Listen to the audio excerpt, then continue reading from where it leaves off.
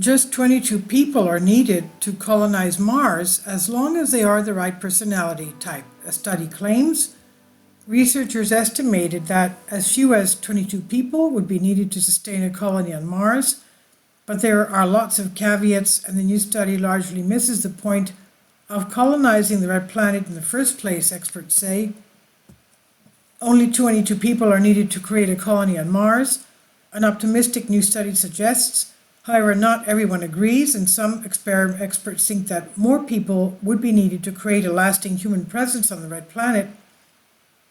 In the study, which was uploaded on the preprint database ARXIV August 11 and has not been peer-reviewed, researchers used a computer program known as an agent-based model ABM to predict how many people would be needed to sustain a colony on Mars.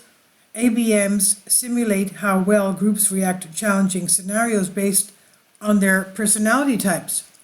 The model looked at 4 personality types: agreeables who are not very competitive or aggressive, socials who are extroverted and do very well in social settings, reactives who suggest to deal with changes to routine, and neurotics who are highly competitive and aggressive. The model then varied the number of each type when doing key tasks such as Martian mining and farming. The researchers found that if most people were agreeables or socials, just 22 people could sustain a colony. With more neurotic and reactives, larger groups were needed to succeed. Limiting the size of the first Martian colonies will be very important because more people and equipment that are needed, the more expensive it will be. However, the study has major limitations.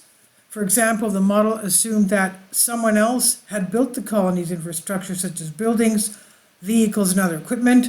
The first colonists were also assumed to have 7 years' worth of energy from a mini nuclear reactor, like the ones that power the Mars rovers, and to receive regular supplies from Earth.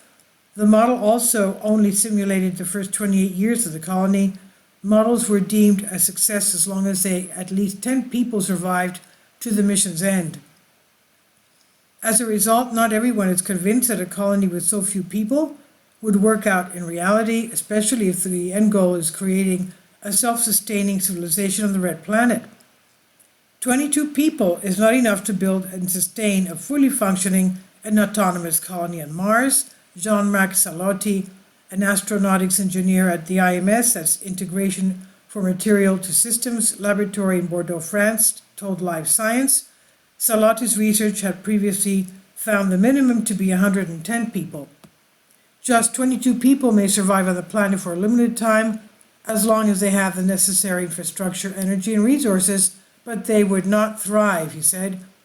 And while the new study's idea of factoring in personality types was a smart move, it also has its limitations, Salotti said.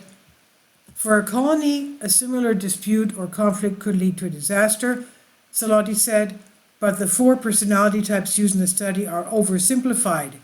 He said building and sustaining an autonomous colony on Mars requires more people with a greater range of knowledge and skills to overcome the challenges they would face, Salotti said. So he stands by his minimum estimate of 110 people for future missions. A long-term Martian colony would also require a much larger gene pool than 22 people, he said. If not, Martian babies would run into problems with inbreeding, which would reduce resilience and increase the odds of a disease or physiological defect wiping them out. In a 2018 paper also uploaded on ARXIV, researchers calculated that producing a genetically viable human population on a one-way trip to Proxima Centauri, the nearest star system, would require at least 98 people. A similar number would be needed on Mars, he said. And this is by Harry Baker on Live Science. Of course, they don't talk about the fact that there's too much radiation on Mars, not enough atmosphere, not enough magnetosphere, and a lot of other problems. Please leave your comments, and thank you for your support. My Patreon account, the daily posts are 5 videos daily, and they are totally different from what I have on my YouTube channel.